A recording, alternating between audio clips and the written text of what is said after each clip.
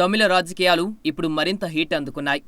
ఓ పక్క పన్నీర్ వర్గం, మరోపక్క పళనిస్వామి వర్గంతో పాటు ప్రతిపక్ష నేత స్టాలిన్ల మధ్య మాటల దాడి రాజకీయంగా వేడెక్కిన తరుణంలో కొద్ది రోజులుగా రజనీకాంత్ వేస్తున్న ఎత్తుగడలతో తమిళ రాజకీయ పరిణామాలు శరవేగంగా మారుతున్నాయి. రజనీకాంత్ మాటలను బట్టి చూస్తే రాజకీయ రంగప్రవేశం చేయడం ఖాయమని అభిమానులు భావిస్తున్న ఈ సమయంలో భాజపా ఎంపీ సుబ్రహ్మణ్య స్వామి తమిళ సూపర్ స్టార్ రజనీకాంత్పై సంచలన వ్యాఖ్యలు చేశారు.